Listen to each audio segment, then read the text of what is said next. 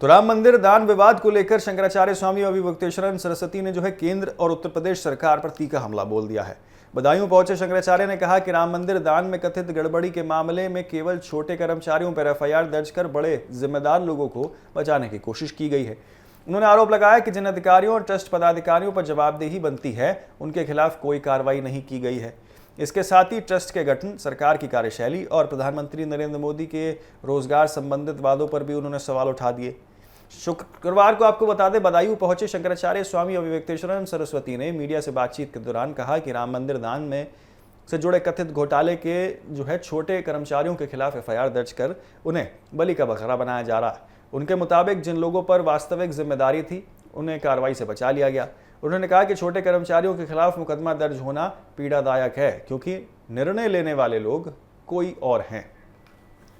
शंकराचार्य ने कहा है कि यदि इस पूरे मामले की निष्पक्ष जांच होनी चाहिए तो ट्रस्ट के जिम्मेदार पदाधिकारियों की भूमिका की जांच होनी चाहिए।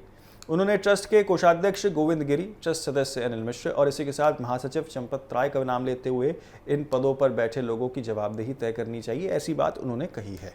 उनके अनुसार केवल निचले स्तर पर कर्मचारियों पर कार्रवाई करने पर बड़े अधिकारियों को बचाने का प्रयास किया जा रहा है, ये बात यहाँ पर कही गई है उनके द्वारा।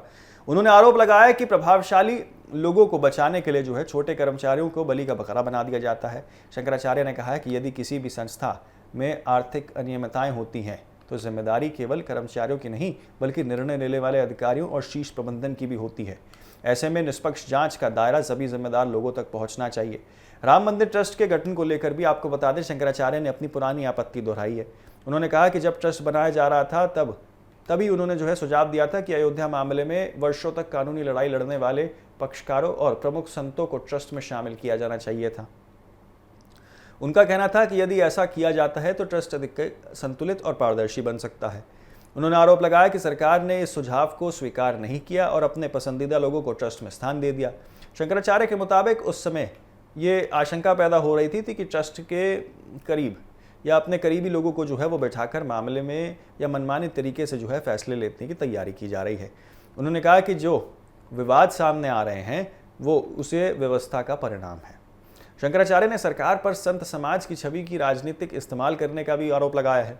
उन्होंने कहा कि कुछ लोगों को गुरुआ वस्त्र पहनकर जो है आपकर महात्मा के रूप में जो है प्रस्तुत किया गया और उन्हें संत के या यूं कहें कि सत्ता के साथ जो है वो जोड़ दिया गया। इससे आम जनता के बीच ये संदेश गया कि पूरा संत समाज सरकार के साथ खड़ा है, जबकि वास्तविक स्थिति जो है वो इससे अलग है। उन्होंने कहा कि पहले शंकराचार्य और संतों का समाज पर सीधा प्रभाव होता था और उनका एक संदेश ही लोगों तक पहुंच जाता था, लेकिन समय के साथ राजनीतिक नेतृत्व ने संतों को जो है यहाँ पर आश्रमों तक सीमित कर दिया है और जनता का सीधा संवाद जो है उनसे कम हो गया है। इसके चलते लोग धार्मिक नेतृत्व के बजाय राजनीतिक नेतृत्व को अधिक सुनने लगे हैं।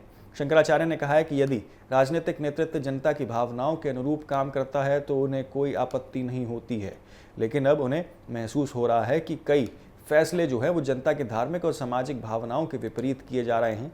इसी कारण उन्होंने खुद जनता के बीच जाकर संवाद करने का निर्णय जो है वो लिया है। उन्होंने कहा कि जब संत समाज केवल आश्रमों तक सीमित नहीं होता बल्कि घर घर जाकर जो है लोगों से सीधा संपर्क करेगा। उनका कहना था कि समाज के सामने वास्तविक स्थिति रखना और जनता की भावनाओं को समझना भी जो है संतों की जिम्मेदारी है, इसलिए वो सीधे लोगों तक पहुंचकर संवाद स्थापित करेंगे। बातचीत के दौरान शंकराचार्य ने प्रधानमंत्री नरेंद्र मोदी के उस पुराने चुनावी वादे का भी जो है उल्लेख किया जिसमें 2 करोड़ रोजगार देने की बात की गई थी। उन्होंने कहा कि जनता चुनावी वादों को नहीं भूलेगी और सरकार को जो है अपने किए गए वादों पर जवाब देना चाहिए। उनके अनुसार केवल बड़े बड़े दावे करने के बजाय सरकार को जो है अपने वादों के परिणाम भी जो है वो जनता के सामने रखने चाहिए। राम मंदिर दान विवाद, ट्रस्ट की कारण प्रणाली, रोजगार के मुद्दे और संत समाज की भूमिका को लेकर दिए गए शंकराचार्य स्वामी अविमुक्तेश्वर सरस्वती के इन बयानों ने राजनीतिक हलकों में नई चर्चा छेड़ दी है। हालांकि उनके आरोपों पर संबंधित ट्रस्ट पदाधिकारी या फिर सरकार की ओर से जो है फिलहाल कोई आधिकारिक प्रतिक्रिया सामने नहीं आई है। ऐसे में इस पूरे मामले पर आगे क्या कुछ रुख अपनाया जाता है, इस पर सभी की निगाहें फिलहाल टिकी हुई हैं।